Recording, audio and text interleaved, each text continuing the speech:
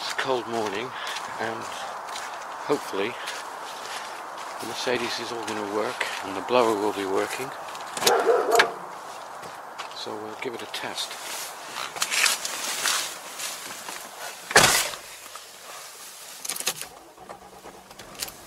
Well, it starts. Put it on defrost. Usually takes a few seconds.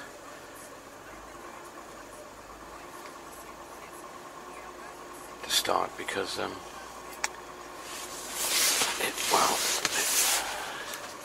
because the heat has to come on a bit. If I put it onto that's forced air. Now it's waiting for some warm air to come in before the heating side of it works. Right, well, that seems to be working. We've got air blowing up there now, and of course when that comes on, its heated mirrors come on and the warm air comes out of the side. It doesn't automatically put on the rear heating element. That is done by that, but we don't need that at the moment.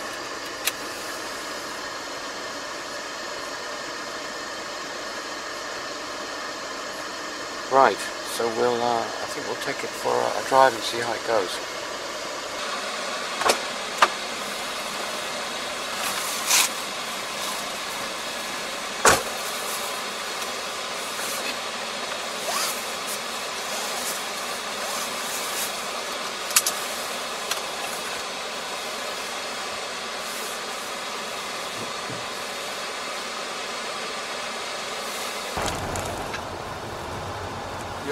You know, you're always frightened to say too many things about cars when you're driving them, or anything really, but and there's real wood in this car, so I can touch wood and say, well, the car sounds really good. It's very quiet, feels very tight and very smooth. First time I've had it out for a couple of weeks, and we've just had all that work done on it, or all those bits taken out the front. The blower's heater is all working fine. Radio's working. Though I haven't got the radio on because you put a bit of music on there, and YouTube are after you.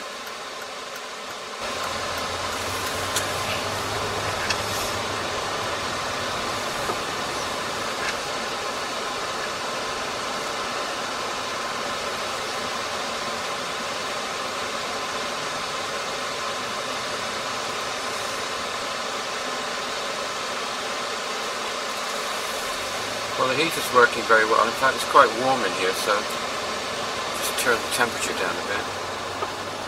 And the automatic climate control is working really well, because as soon as I turn the heating down, the fan slowed right down to practically nothing now. Obviously, because it's got warm already in here, it's working really well. The car's as quiet as anything. There's no rattles, so at least Andy put everything back all right, I guess.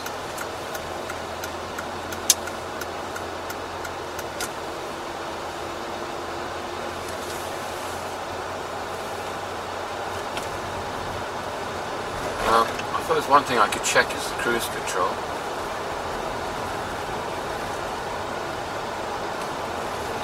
Yeah, cruise control's working. The cruise control on this car is really good. This lever, there's a lever here above the lever that does the indicators. It's really easy to use, and Mercedes kept this system of control for quite a few years. I'm not sure how long, because I haven't had newer Mercedes, but I know they kept it for quite a few years. It's excellent. You just flick that lever up, just nudges it up another mile an hour or so. It's so convenient. It's in a really good position.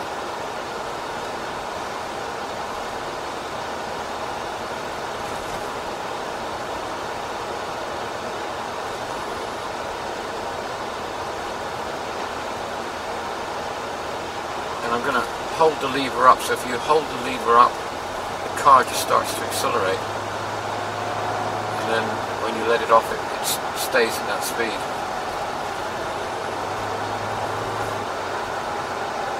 So you can kind of drive the car using the lever. It's much, I don't know, to me it seems much more intuitive and much easier to use than the buttons that are normally now on the steering wheel.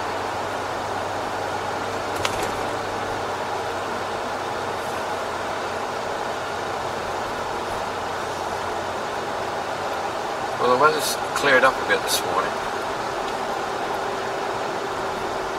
It's a much more pleasant day. It's colder, but doesn't feel as cold because we haven't got that damp weather.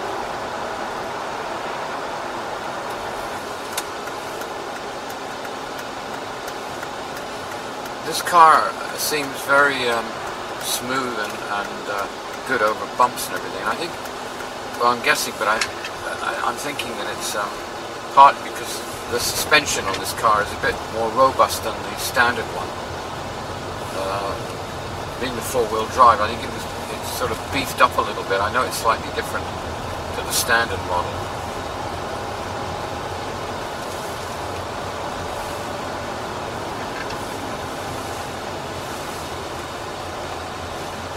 I mean, the car's amazing, really, because it's done 105,000 now, and it's so tight and taut. It just drives. It feels like you're in a new car.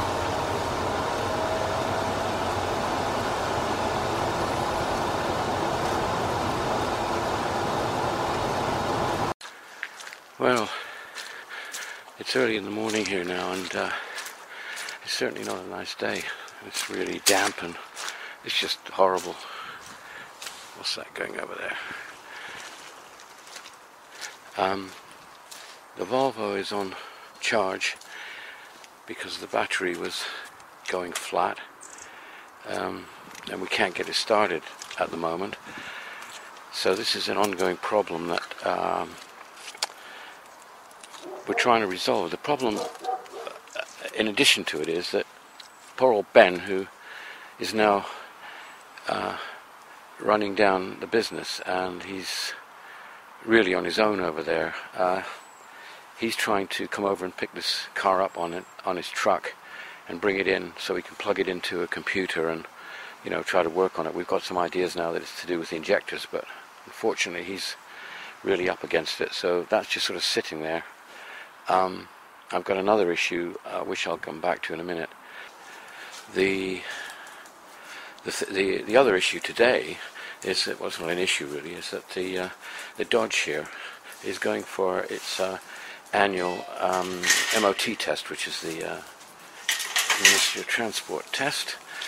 And actually, they don't have to have one car of this age. They can be exempt from them, but I tend to take them in. I've got no problem that the car hopefully is going to pass, but I tend to take them in and have them pass. So we're going to take this in today for its test, so I'm going to get it started now. Well, let's see if it starts. I had it running the other day, and hopefully it should start. We turn the ignition on and try it.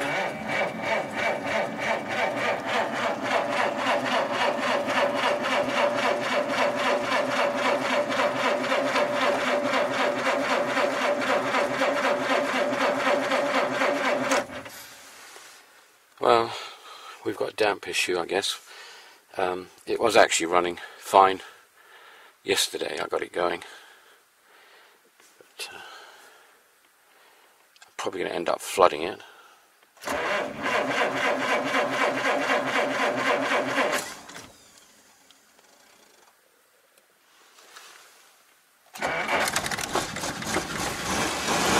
That's good.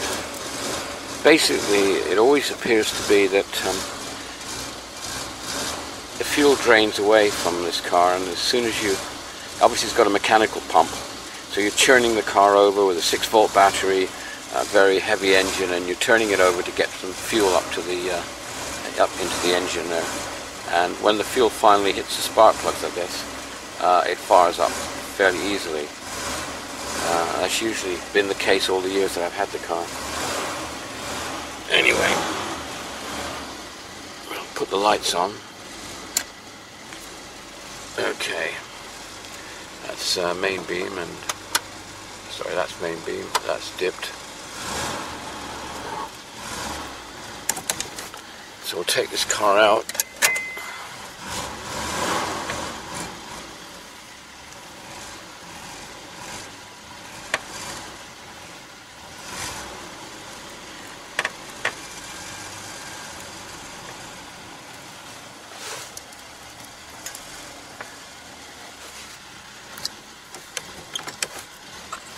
So it's a 3-speed, so into second, which is a normal, normal gear that we use to pull away.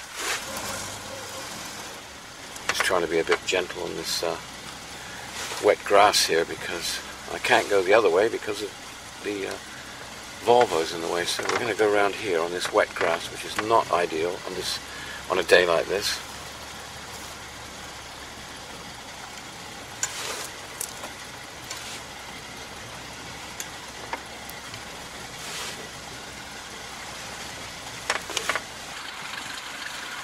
Well, there's the lights look nice in this car. Let's shut this.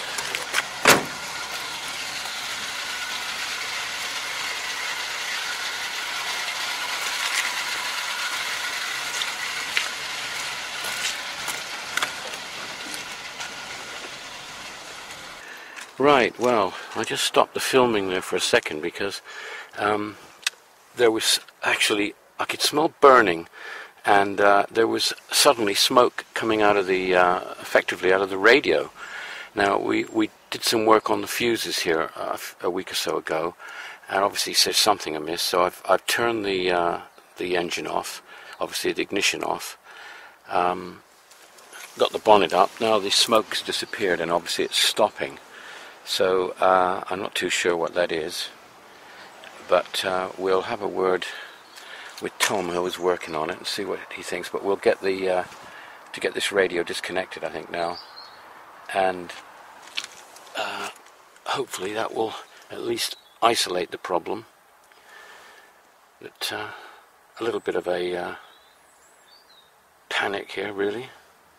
The smoke was quite bad, actually. I was a bit concerned that it was actually starting to flare up into flames, but it seems to have gone off now. The radio has got an inverter in it, which takes the 6 volt, inverts it up to 12 to feed the power uptake there, and perhaps that's something to do with it. That's what may be wrong. Anyway, we'll see. Now, the next problem. Right. Okay. Right, so I kind of filmed the Mercedes driving yesterday, and I ended it abruptly, and the reason was because something happened that I couldn't believe. Now, in part of the video, I was actually talking about how well this car was driving, and I was touching wood. And this is really wood. I'm sure it's wood, but it obviously didn't work. So touching wood is a waste of time, because I pulled into a shop, and when I came out, I reversed out on a hard lock, and one of the rear wheels seemed to be locking, and I thought, uh-oh. And that's a sign that the car has, the 4MATIC system has put the diff, it's locked the diff, because the sensors have sensed something, and they've locked the diff, and I've now got a wheel jumping because it's trying to go around a sharp corner with both rear wheels locked solid. That's what I think the problem is. And now the 4MATIC system, the four-wheel drive system, has stopped working, and I've got the warning light come on. Turn this off. So there we are. So I've now got the 4MATIC warning light come on. Now the car drives okay. It's you know, everything else it works all right, but except that the four-wheel drive system is not working, and obviously I've got a warning light. Now, this is a real major problem, obviously, all the time, because Mercedes, the local Mercedes people, have no idea how to work this system, and the only person who really has had any experience with it is Ben. Ben's tied up at the moment, very busy, because he's also got my Volvo to deal with, and he's having trouble to deal with that. So this car is now in the queue, and we've got the Dodge out there, which is supposed to go for its test, and has just had smoke. Good morning. So Tom's going to try and get the fuses out of this. Oh, hello, Tom. Hello. Nice way to start the morning, upside down. Yeah, isn't it? Can you reach the fuses there?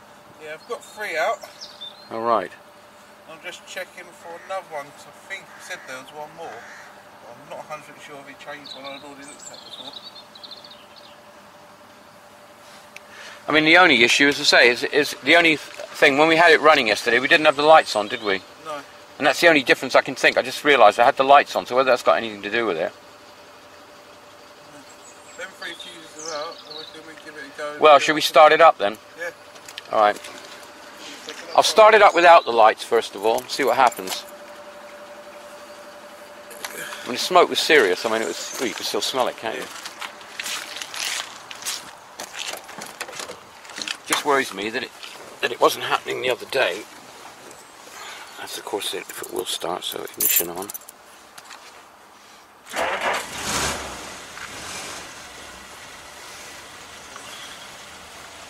It was coming out of here, all out of here, you know, out of these holes here. It was just like quite thick blue smoke.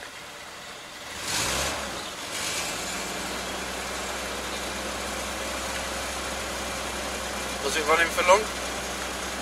Well, I started it up and just basically drove it round here, so it wasn't going for long. But you see, the radio's not on now, is it? So if it doesn't happen, it was. I mean, I can only think it's the radio, because that fuse kept blowing. There had to be a reason.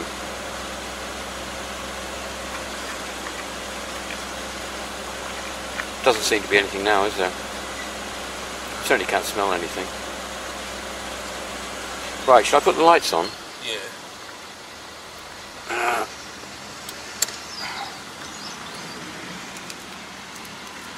Yeah, they're working.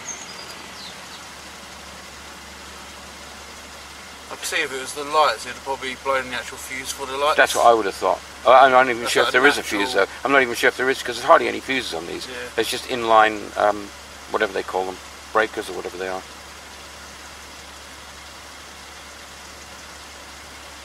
It seems to me that it's the radio, because it was the radio that kept going out. Close your door a second, please.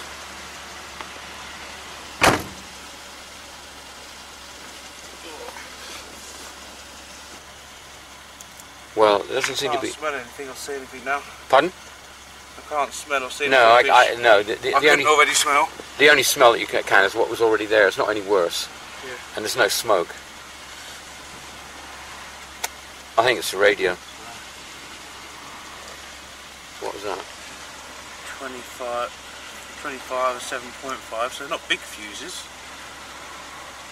25 might be a bit big for I think 25 is big.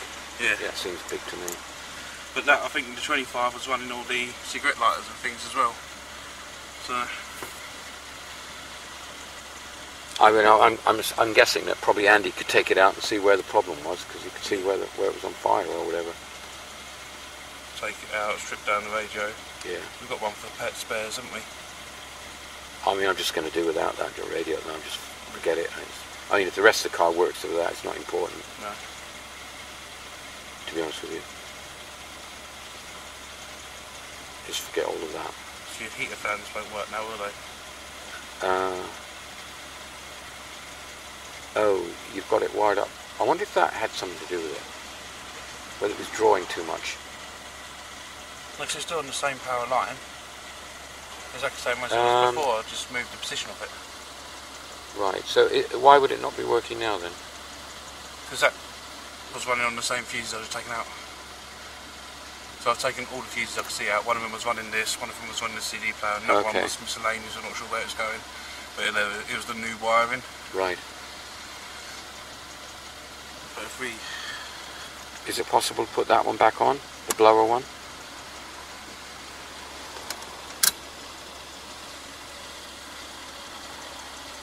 That's off, isn't it? Is it possible to get the blower back working? Give it a go. Basically demisting is the problem. Because it runs on the same power source as the radio. Does it? If I put that back in, it might give radio power again. No, I don't want to do that. Yeah, because it all runs in on that same line.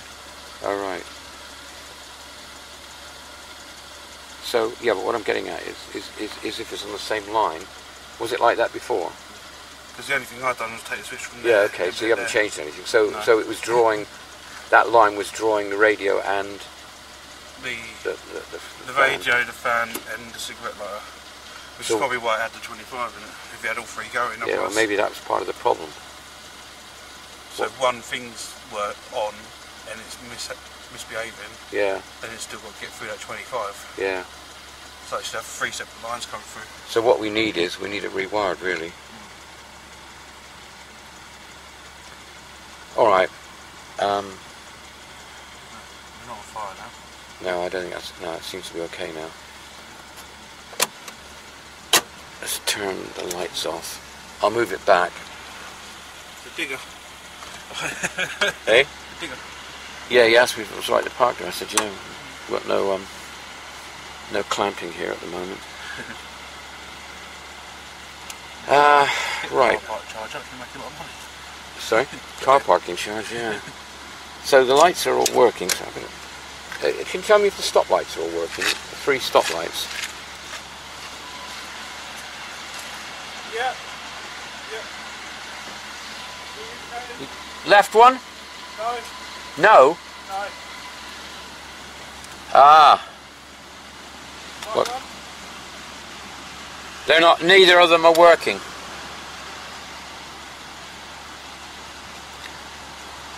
they working at the front? No.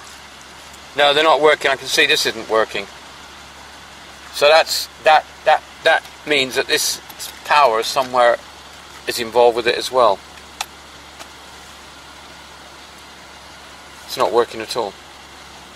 Good job. Because the lines I've touched only go to CD power and the power sources.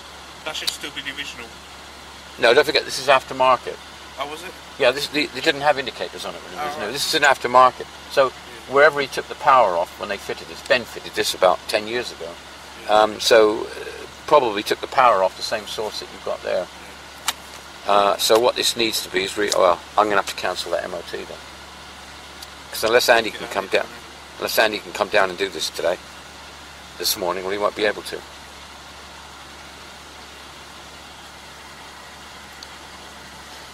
I think it's worth putting them back in to check until he looks it over. What? It's not worth putting the fuses in one at a time to check until he's checked it, because it could just damage it more.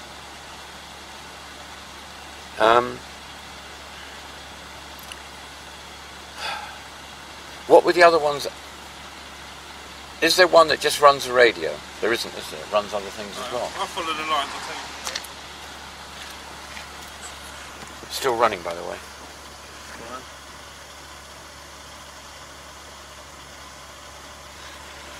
Well, we've got one here which is a power source that comes in. It's just down here.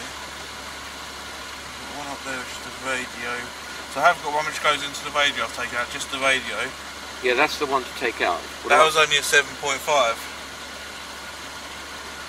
Well, what about putting the others back, but leaving the radio one out? And the other one's the radio as well, that's like a secondary one. Yeah, that was the one you put on the outside, I think. There's 2 on the outside. Yeah, and then what was the third one you took out? I'll just turn the take off. Do you want to turn off the car so come up and put one back in? Hang on. Oh, put it there. I'll turn the lights off, otherwise I'll have a flat battery. So you're putting back the third one? Which was the 25 one. I'll give that a go. Right, so there's two out and one in, yeah? Yep. Okay. So We'll turn ignition on, yeah. Can you try the indicators with ignition? Yep. Come on.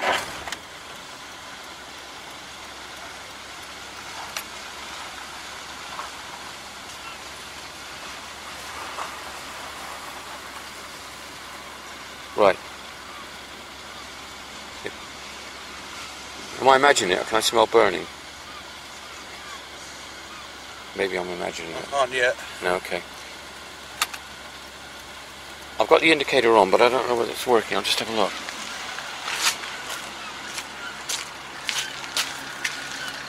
Yeah, I've got indicators working now.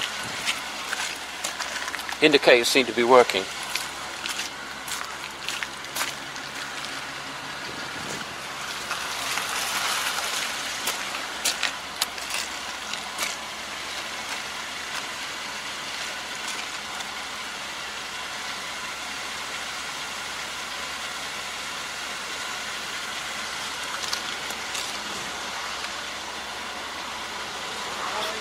Just gonna.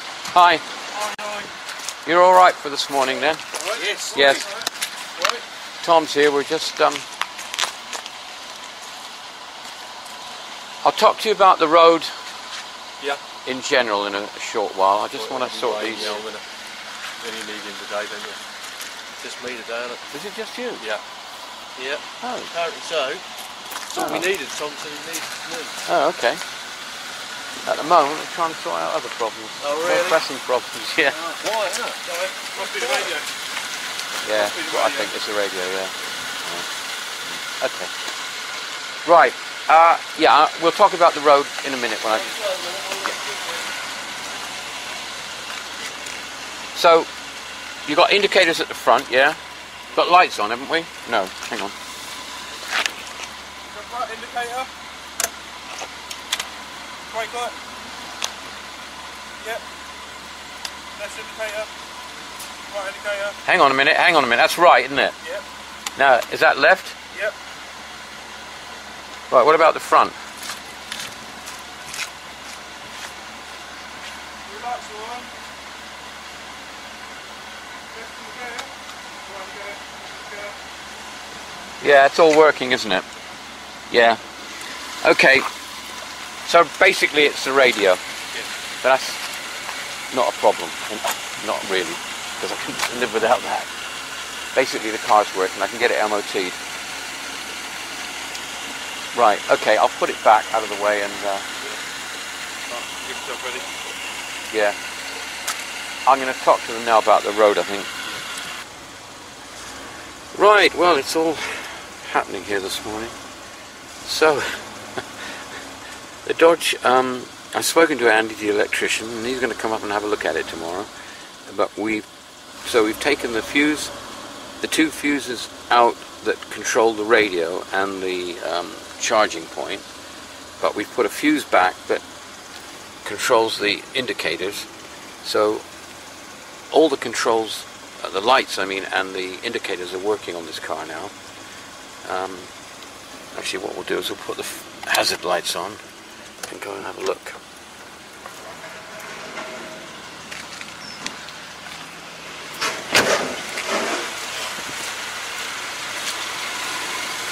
Right, so there we go. We've got the headlights and we've got the hazard lights.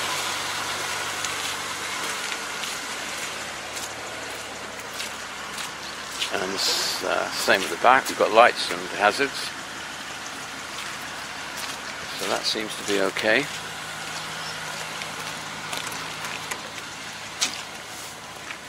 And I'm not going to say touch wood anymore because that didn't work with the Mercedes, but we don't seem to have a fire going on in the dash. So the logic obviously is that there's a problem in this radio. But that's a minor consideration, to be honest with you. Now the other thing is we don't seem to have a heater going. I don't think.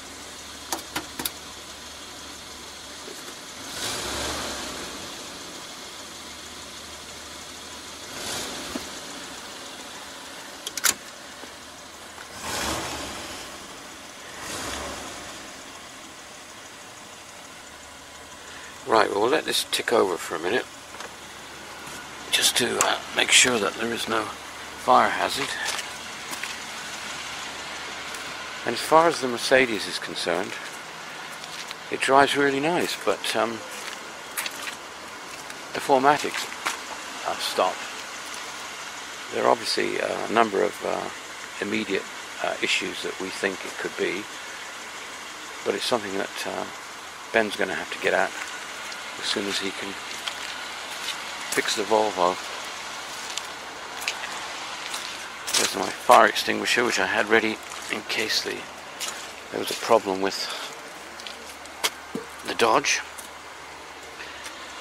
And the Aventine, I'm not even going to say anything about because it's working fine. Oh, I don't say it.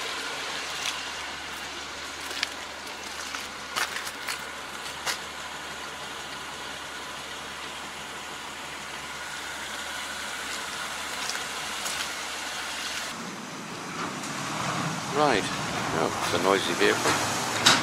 Okay, we're going to take the Dodge for an MOT. Wow, still smells of burning in here.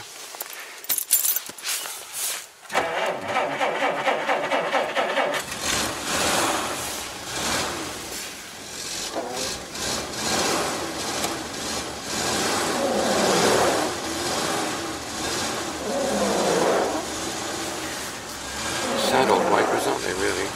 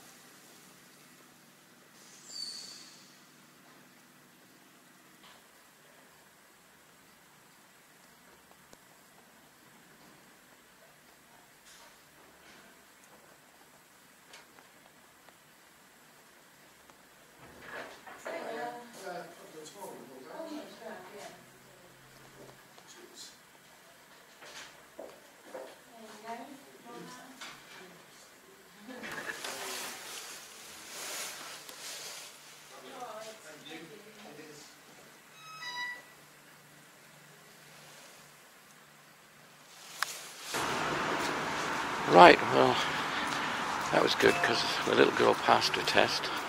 I'm pleased about that. So now we can take her home.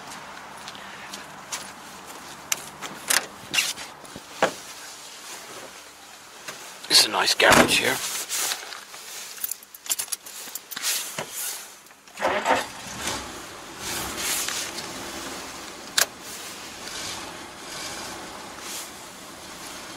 Right.